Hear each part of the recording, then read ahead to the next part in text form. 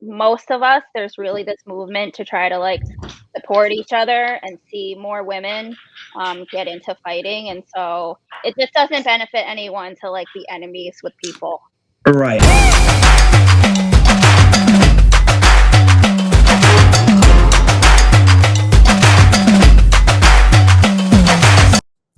Hi again, everybody, and welcome back inside the Warriors Cup alongside my man. I should go this way. Alongside my man, James Guccione, the Gooch. This is Dan Devone as we get you ready for Warriors Cup 72. Now just days away. Get ready as the anticipation continues to build. Gooch, how are you tonight?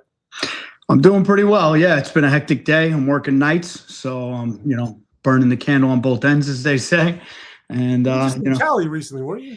Yeah, I was in Cali. We did there's a promoter out there I help out. He does it's a different thing. It's more of a club show. It's he has rappers involved, the performances, carnival acts. I actually refereed a professional wrestling match. It was a crazy time out there. But I was out there, just quick trip. I got there for the weigh-ins, stayed for the fight, flew back home right after. But it was good. It was a good event. It was sponsored by Harley Davidson, so it was a pretty big event. It was nice. All right, well, welcome back. This is where you belong. This is where I am. Yeah, East Coast, man. You're all about Yonkers and this. Yeah, that's right back to New York. Let's get into fish out of water over there. Warriors Cup 72. So last show we sort of broke down, and everybody is familiar. Not everybody, but people that follow the Warriors Cup. He's a familiar name in Franz Pierre. We know what Franz Pierre can do. I want to talk and focus a little bit more on his opponent, and that being Kendrick Latchman, who is a veteran. This guy has been around the block and then some. MMA guy, kickboxing, just recently made that transition, recently being a couple of years ago, into Muay Thai. Talk to me about Kendrick Latchman and what sort of fighter is he? So, Kendrick is the type of fighter that you can't sleep on. That's the kind of fight that would be what I would say about him. You can't sleep on him. He's stepping up, in the pro ranks, but there's levels to the pro ranks, and he's jumping right in there with the best of the best, and he's showing he belongs there, without a doubt.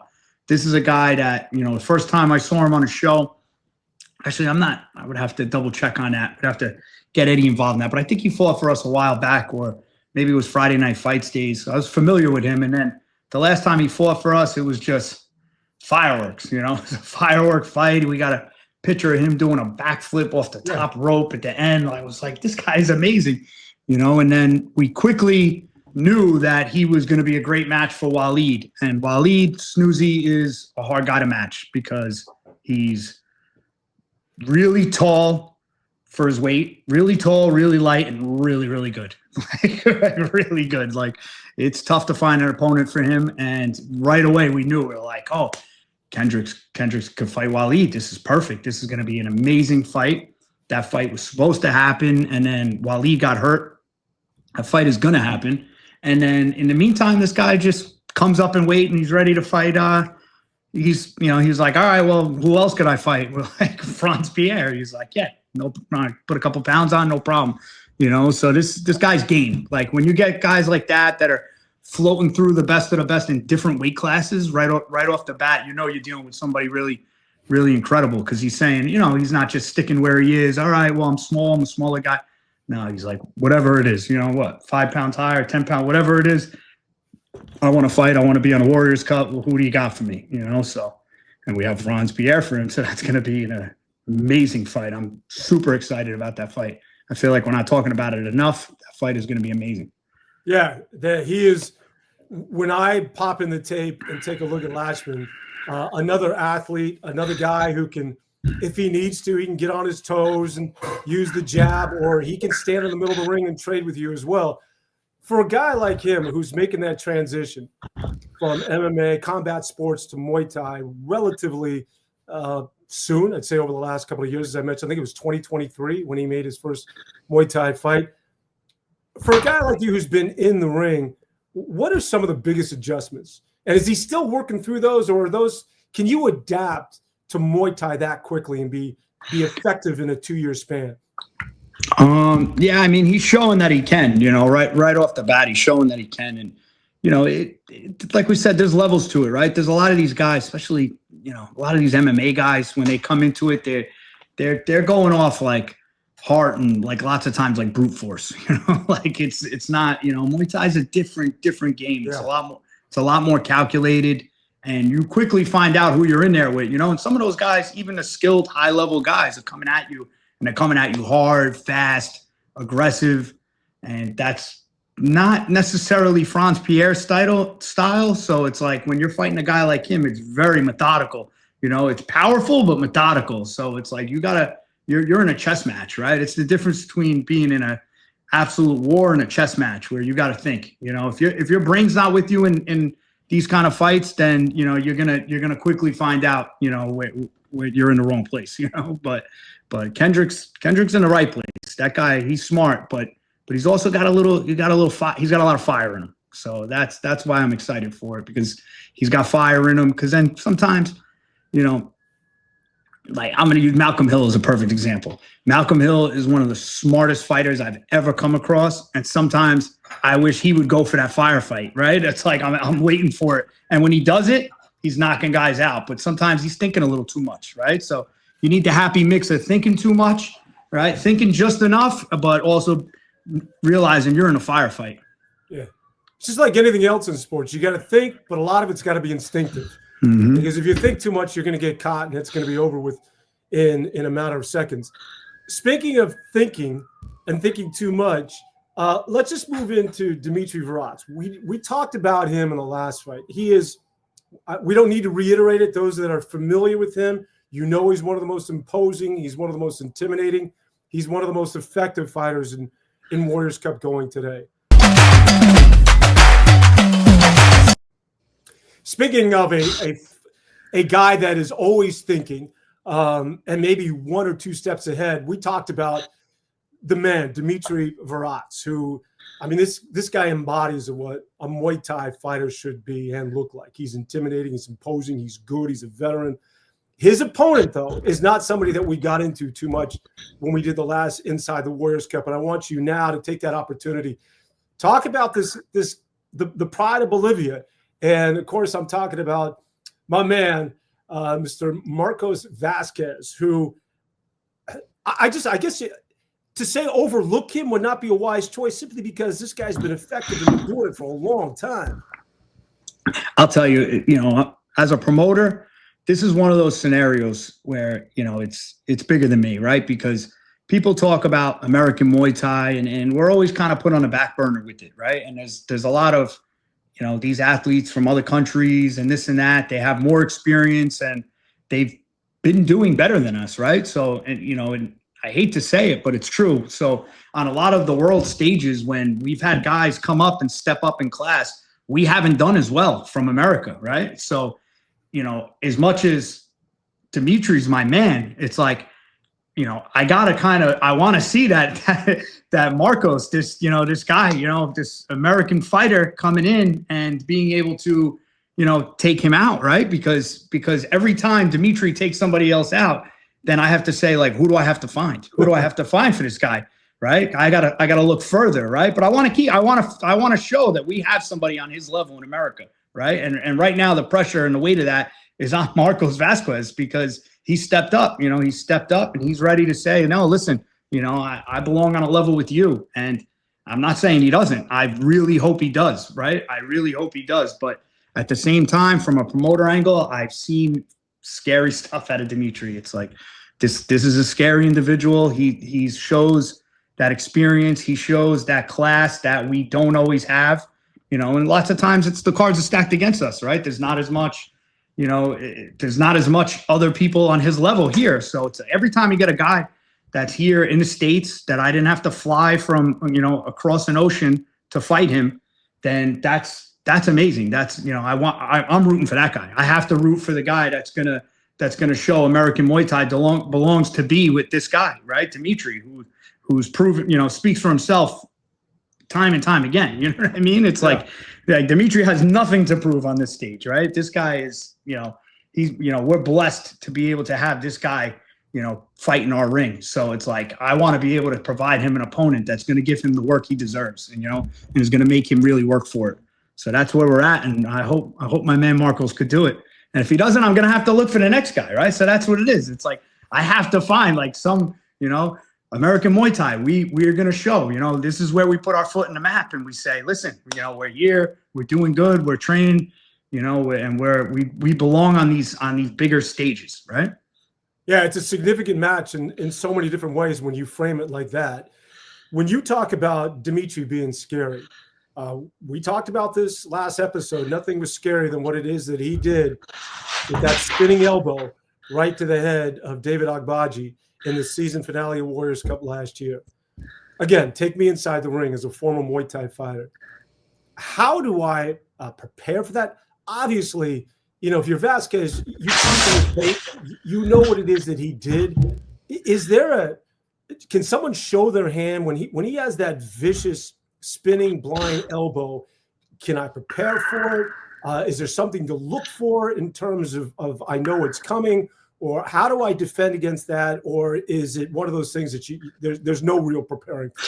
That's the difference in the levels, right? It's you have to be in there and you need to be adapting on a split-second basis. You need to be adjusting when it happens. You need to be seeing what's coming into you before it comes at you, right? Because that's almost what Dimitri was doing, right? He's playing, he's playing chess. He's 3 moves ahead.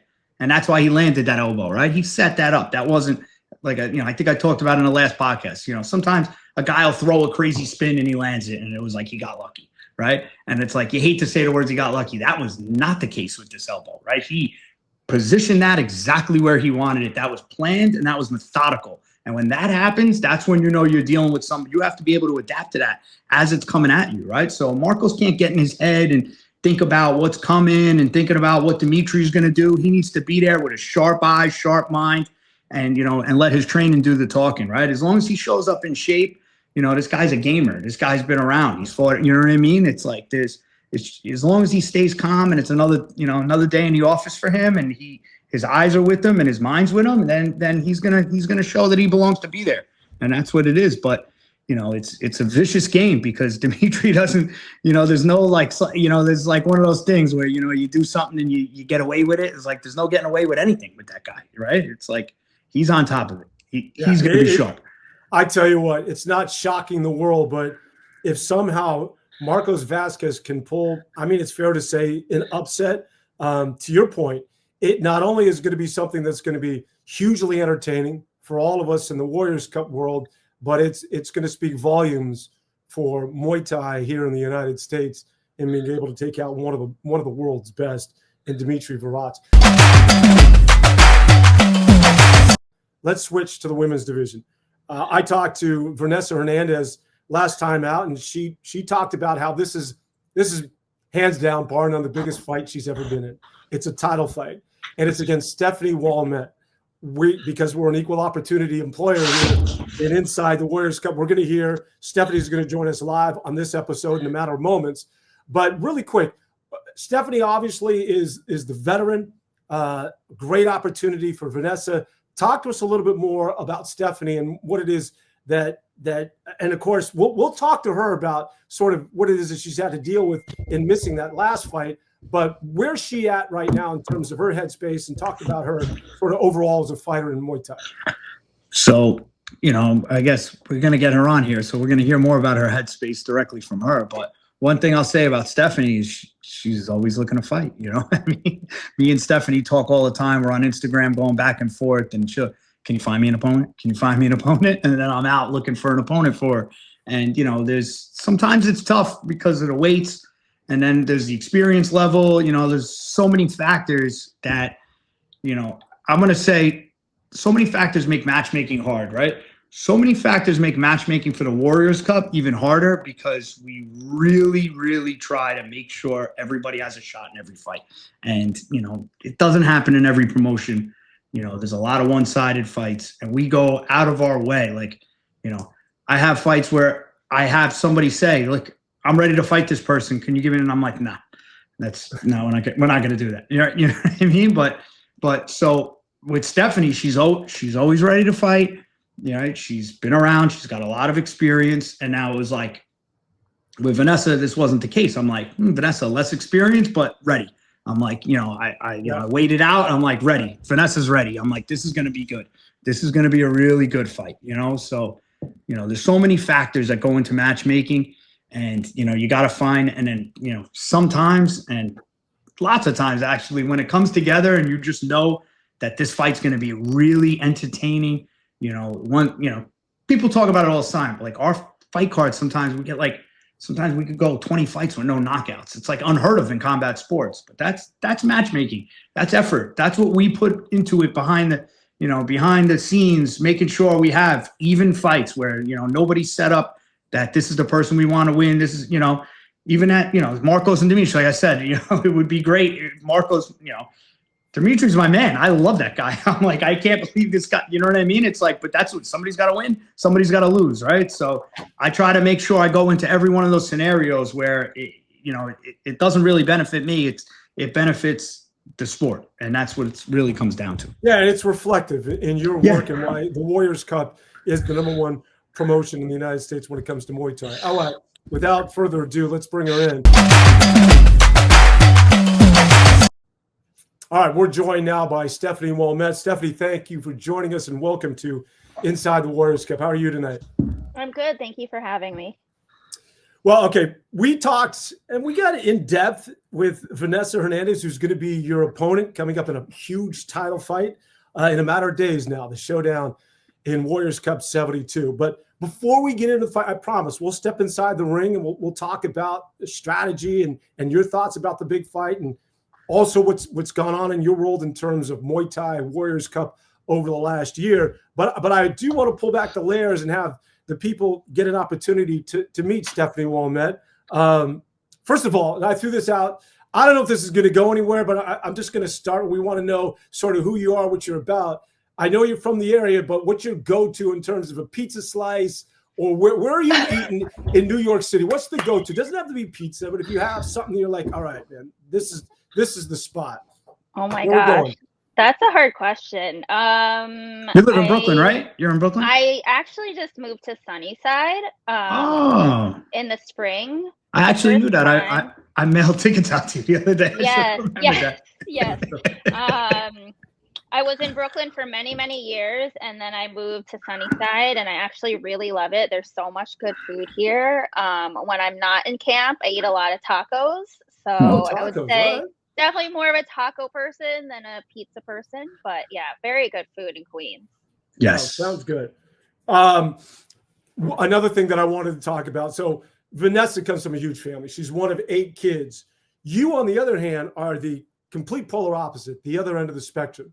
You were adopted, but as I understand, and I want to hear from you, it's sort of motivated in terms of defining who you are as far as your sojourn through life and fighting.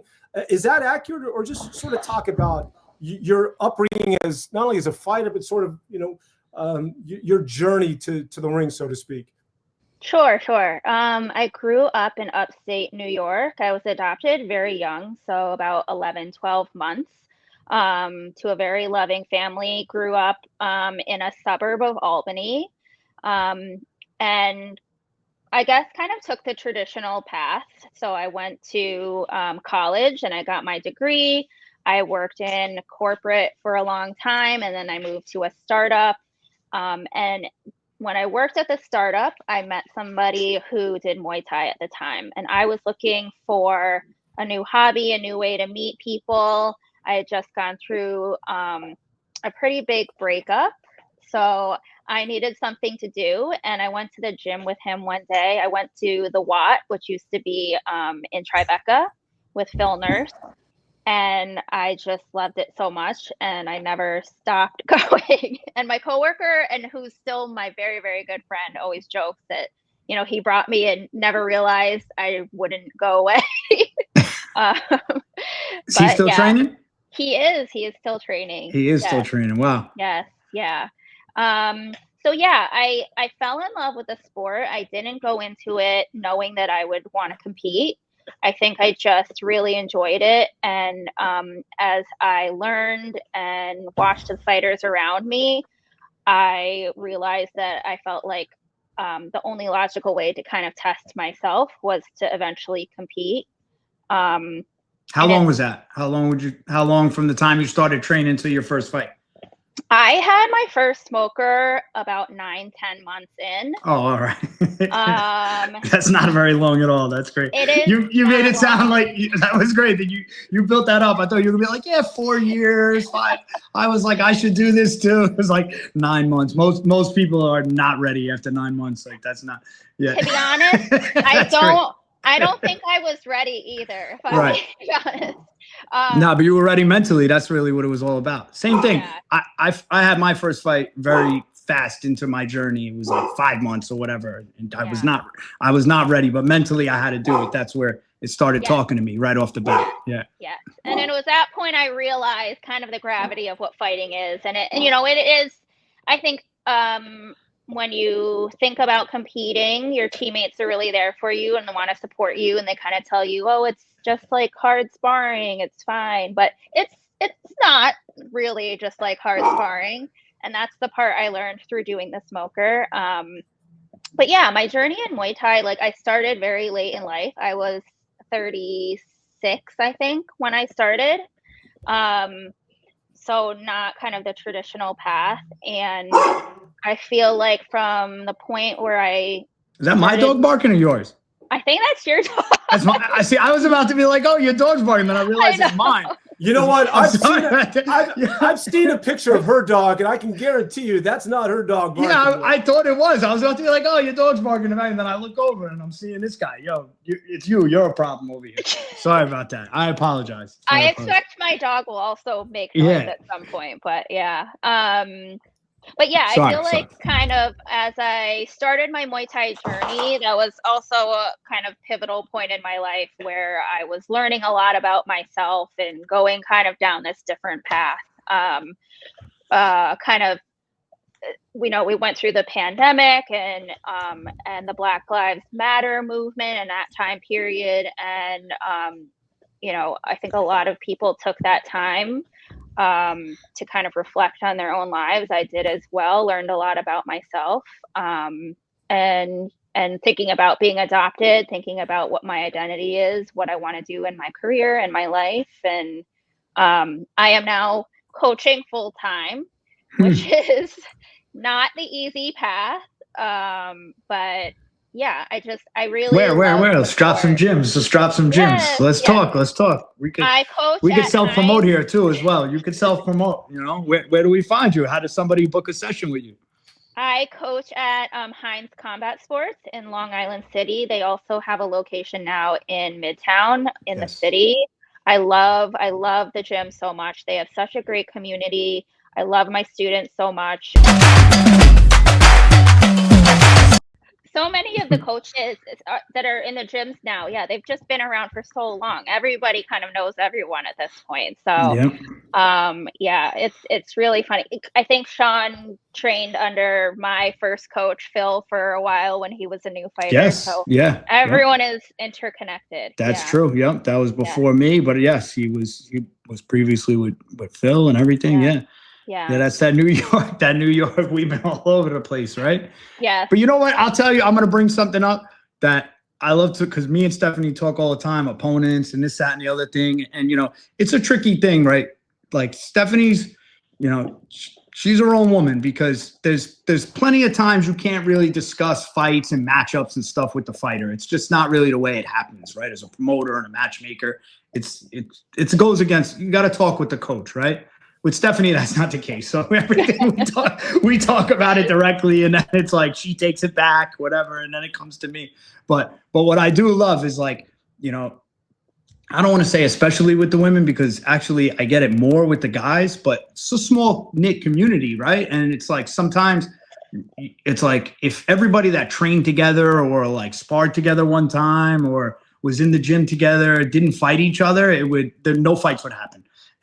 And we never run into that with you, Stephanie, and I love that, because it's always like, yeah, whatever. Like, all right, this opponent works, it's fine, because I'm sure almost every opponent you've ever had, you cross paths with at some point or some place in New York for the most part, right? Am I right about that? Like, yes, absolutely. Yeah. I've sparred people that I've fought before. I've been friendly with them on Instagram and everything. And really, it's just I treat I treat it like it is. It's a sport. It's not Exactly. like it's not Exactly. personal. It's not personal. This is a sport. This is what we do, right? It's Yes. like there's no, and I always felt about it that way. And then but I get it as a promoter and a matchmaker. I get it all the time. It's like so and so can't because on Tuesdays they go to the gym and they spar. Like even, and then there's other people where it's like, all right, we're going to fight each other now. So we're not going to train together. And then after we fight each other, we'll go back to being in the gym together twice a week or whatever the case may be. If if you alienate yourself from like not fighting anybody you had a conversation with or this, you wouldn't fight anybody. But Right. that's why I think you've been able to be so active, because it's like, yeah, this is a sport. We're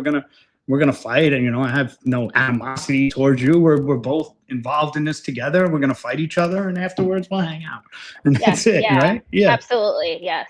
And I guess it's a little easier for me. I don't train at one particular gym, right? I have my striking coach, Chris Lacusa, and then I train with a really amazing group of female fighters, just a small knit group. And we train out of Zombie Muay Thai. Amy Duke is one of those people. Her husband, Joe Miller, helps train us. So, and then I also train at Heinz, and I also jump around and I'll spar here and there. And for me, it's really just about getting experience. And yeah, I don't take it personal. I don't even like the feeling of taking it personal. It doesn't make me feel better about the fight. So, of course, yeah, and I love that, because, like I said, I know all the places you're in and this and that. It's like if you had that attitude, which a lot of these fighters do, you know what I mean? And it's like you wouldn't fight anybody. You'd never fight, especially with you. You're all over the place. You're crossing paths with everybody in the community. You would have no opponents. It would be impossible for you to fight anybody, because you're all over the place. You're well liked. It's like, how are we gonna make this happen? So that's, I do from a promoter standpoint, I appreciate that very much. And especially, as a woman, like, I think there are more females fighting now, and it's so amazing. And I think, like, most of us, there's really this movement to try to like support each other and see more women get into fighting. And so it just doesn't benefit anyone to like be enemies with people. Right. And also to know that you're growing each other by fighting each other too. It's like, you have those women sparrings only, and then it's like most of the women in that room need to fight each other at some point. Like that's just, if that was the case, no fights would happen. There'd be zero female fights. So it's like, you can understand that, and then take it, right? Like, be smart about it too. Maybe remember something when you're sparring. Say, oh yeah, remember, I remember she did a lot of this while I was sparring. You know what I mean? It's like, utilize that. But at the same time, like you said, that's growing the sport. That's growing, that's growing female Muay Thai, because everybody's, you're fighting each other. You're together. You're gonna fight each other. This is a sport. There's no enemies. That's it. Yes, absolutely. Stephanie, take us through as you get ready for September 19th and your title match against Vanessa. When do you start ratcheting things up over the last couple of weeks in terms of your training? And then at what point do you start focusing on Vanessa, so to speak? Can you take us through the last couple of weeks, the last month, in terms of preparing for this title fight? Or do you not focus on Vanessa at all, and you just do what you do? Yeah, I think it's always nice to have like a little bit of footage of somebody just to get an idea of them. And of course you make notes about anything that stands out in particular as a strength or stylistically, but I don't watch too much. I don't like to hyper focus on one particular clip or one particular fight too much. Like the fighters today, there's so many opportunities that people are so active from one fight to the next. Everyone's changing so much, right? Vanessa's fought several times in the past year or two, so I don't know that she's going to look like what she did in that clip that I saw. And I think at the end of the day, I try to focus more on myself, and I just expect she'll be whatever the best version of herself is in that ring, and that I need to bring the best version of myself as well. Very well said. Very well said. Love it. It is going to be an absolute, well, I won't call it a war, but it might be. But it's something that a lot of people have been pointing to. James and I have been hyping it up.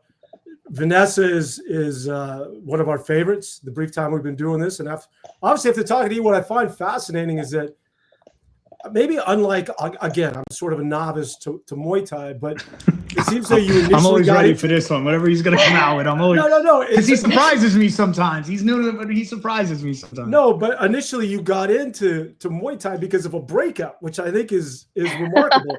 And you just like anybody else, right? You need some sort of an emotional distraction. And I don't mean to, speak for you. And then you talked about the pandemic. So it seems as though Muay Thai, and talking to a lot of the fighters, yes, it's the combatants. You want to win that title fight against Vanessa, but Muay Thai also provides a lot more as far as getting to know, as you mentioned, yourself, your journey, as far as your identity.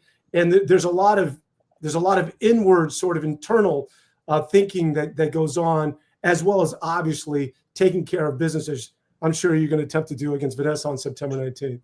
Sure. Yeah. Absolutely. I think I always played sports when I was a kid, and then when I was in high school, I never really fell in love with any of them. I just played a lot of sports, and I was Like what? okay at a lot of them. I played softball, tennis. I was a swimmer. I was a diver. I spent 1 year on the bench doing JV basketball. That's definitely not my sport. I'm a little short for that. But I've always loved sports. I've always been a fan of sports and being active. I think Muay Thai is the first discipline that I've really, truly fell in love with and just wanted to invest all my time in. And again, I don't know if that is because of the sport itself or also the timing in my life and where I am. But yeah, it takes a lot of discipline. Everybody works really, really hard. Every fighter works hard in their camp, right? We're all training to 100%. We're all, we're dieting, we're watching everything we do. There's no cheat code, right? It's like, no, you know, you're only cheating yourself. That's Muay Thai. You're exposed. That's it. At the end of the day, it's like every time. I remember every fight that I lost. When I lost it at the end, I knew exactly why I lost, right? I knew, and it was me, right? It was like 100% on me. It was like, oh, yeah. Yep. You could have saw that coming if you would have been honest with yourself, right? Yeah. Yes, absolutely. Yeah. The physical part and the mental part. Like every time you don't want to get up and do those sprints, or, you have a moment in the fight where you didn't perform the way you wanted to, and it always comes back to you. But I think I just really enjoy the training aspect of it a lot. I really enjoy the people I've met. And the physical aspect of it, I've gotten so much healthier since doing Muay Thai, aside from the injuries which come, but they come. There's no avoiding them. Yeah, they come and then they go. Yes. And then fighting for me, honestly, is like kind of secondary to that. Like, it means a lot to me, and I want to do well. I invest a lot of time and effort into it and money. But I really just am such a fan of the sport. I love watching it. I love admiring people who are good at it. I want to get better at it. And so competing is just like the natural next step for it. You talked about all the preparation that goes into it. How difficult was it in your last bout that was scheduled but didn't happen to prepare for a fight that doesn't go off?